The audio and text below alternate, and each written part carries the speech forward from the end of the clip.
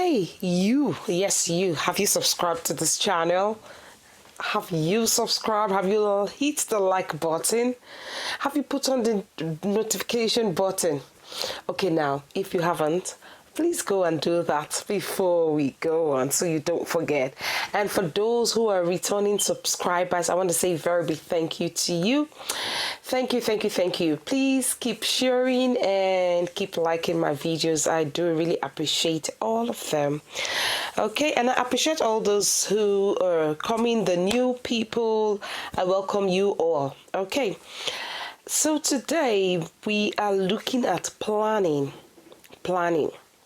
You know, the planning is one of the API scenarios, and in planning, it's a silent station.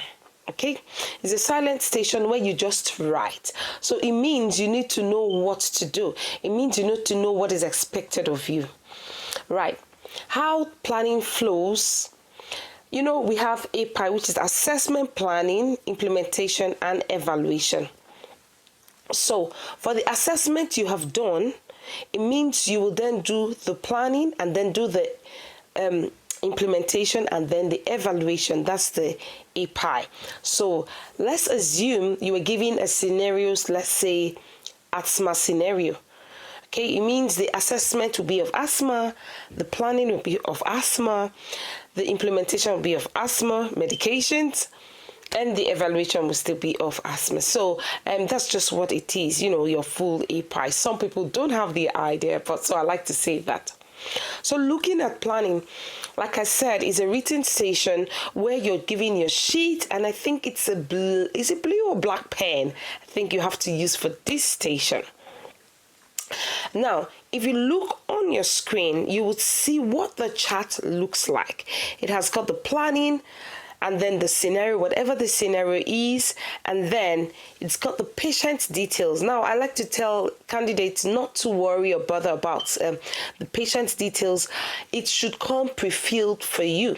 Why? Because you would have done it in your assessment, and so it should come in pre-filled. However, the first thing you must do once you get your planning sheet, please and please, is to immediately print your name on your sheet, sign, and put a date. Please, I'll say that again. The first thing you do once you get your sheet is to print your name, sign, and put on your date on your paper. That's the first thing you want to do. You want to have a look at both sides of your sheet. Make sure the places where you have to write the candidate's name, signature, and date are filled first, and then you come back to your planning. Right, so let's assume we have a certain scenario. They would always ask in the scenario for planning, they could say carry out or write any 2 care plan for, then they put the patient's name. Okay, so they give you a scenario, tell you the state which the patient is. Please align your planning with that scenario they've given you in your planning station. Now, there are different options, different things you could see when you get to your planning station. You could get there and then the scenario says plan for any 2. Okay, any 2 care plan. Now, that's one scenario. Another scenario you may see may tell you, this patient X, has just been admitted. However, he presented with breathlessness and all of that. They'll tell you the story. Then they come and say, but on admission, presently, breathlessness and, let's say, pain has been resolved. Plan for other 2. What that simply means is, since breathlessness and pain has been resolved, plan for any other 2. Okay? This is understanding your planning scenario.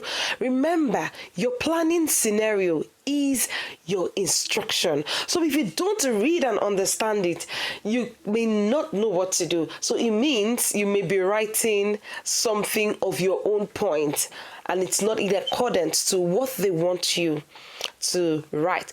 Remember, whatever we're writing has to be according to the outcome, what they're expecting of us.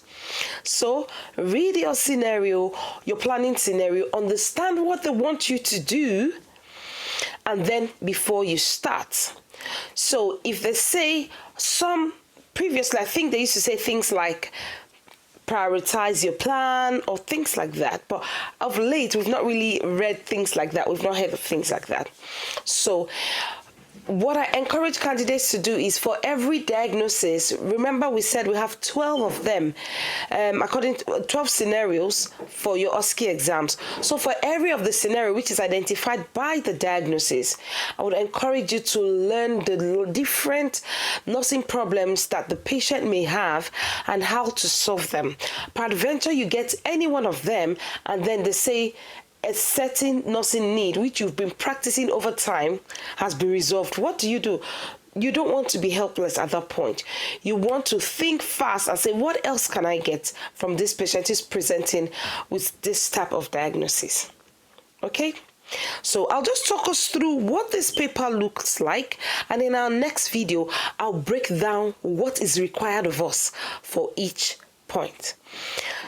Right, so the different parameters on your planning sheet, you've got the nursing problem / the need.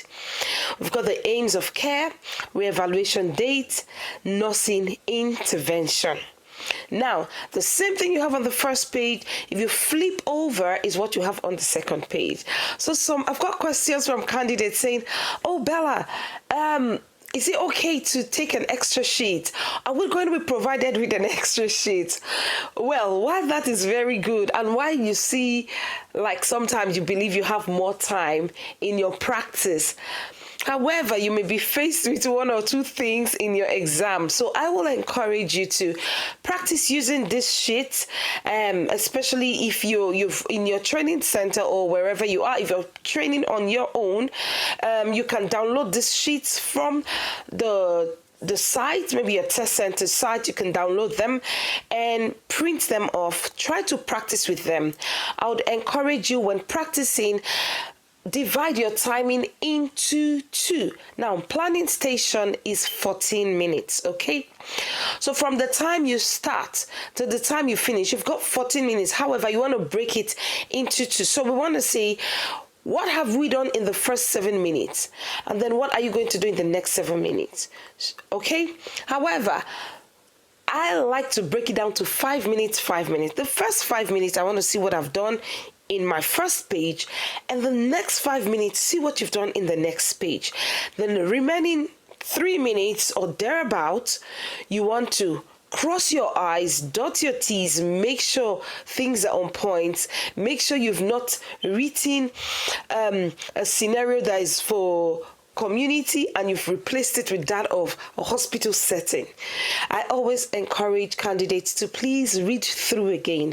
Leave some time just to read through, make sure you've written properly.